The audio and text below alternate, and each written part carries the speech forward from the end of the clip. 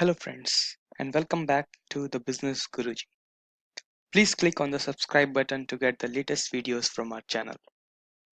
Today we'll discuss about one more important function of Excel, which is the index function. So index function is similar to V-lookup function, but it is better in some ways than the V-lookup function. So index function returns the value at a given position in a range or array. For example, if you want to identify what is the sales number of Harry from the given table, you can easily do it using the index function. Before looking into the uses, let's see the syntax. The syntax is index, then the array from which you want to select. So if you want to select sales, this will be your array. What is the row number? How much down you want to go? For identifying the row number, you will have to use the function called match, which we have seen in the last video. In case you don't know how to use match, we would recommend you to go to our video and watch it. And then we have two optional functions, which is column in case you want to move to column, if it is a 2 by 2 or a 3 by 3 or a multiple row array, and the area number, which are optional columns. So let us quickly see how to use an index function. So if you have to identify the sales conducted by Harry from the given table, you will use index. I'll press the tab button followed by the array. So the array where you have to identify is sales. We'll use the sales. I'll press the F4 button to freeze it when in case we move downwards. Comma, will use the row number. Now how many rows down you have to come? You have to come down by 1, 2 and 3, which is Harry's row. So how can we identify number 3 in this? We can easily identify it by using the match function. If I match Harry with this particular array, I'll get a number 3. So I'll use a match function. Match function, if you see, Excel gives help how to use this. Lookup value is Harry. Lookup array is this, where we have Harry's name. I'll press F4 button to freeze it, and then I'll use the exact match. Like I mentioned in my previous video, always use exact match for this. We have identified the row. Now I'll press the comma. It says column. Column is optional, so we don't need it, and we'll close the button.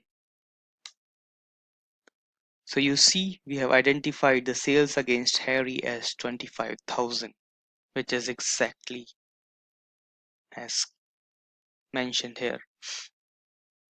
So what has match function done? So when we matched Harry against this array, it returned 3, and when we used index function by moving this to 3, we got 25,000. So this is the simple use of index function. Let us again see this example for Jennifer, but this time we will also use the column position. So I'll use index array. This time I'll take a 2 by 2 matrix starting from John and taking where I want sales.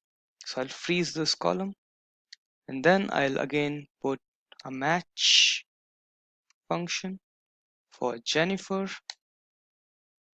Table array would be name array. I'll freeze it again, and I'll do an exact match. And now I know that my sales is one column ahead, so I will put 1. So I'll put 2. So it starts 1 in name and 2 in sales. I can also use a match function. So in case we want to make it dynamic, so I'll use for example match sales, and I'll select this. So it will return 2 and I can use it in the dynamic columns as well. Now I'll close this and I got 30,000. So so the sales of Jennifer is 30,000 and I got the right number using a multiple dimensional array. Now one of the benefits of indexes, we can use index function in the columns which are before our original array, which cannot be done in a VLOOKUP function. Let me show you quickly how we do this.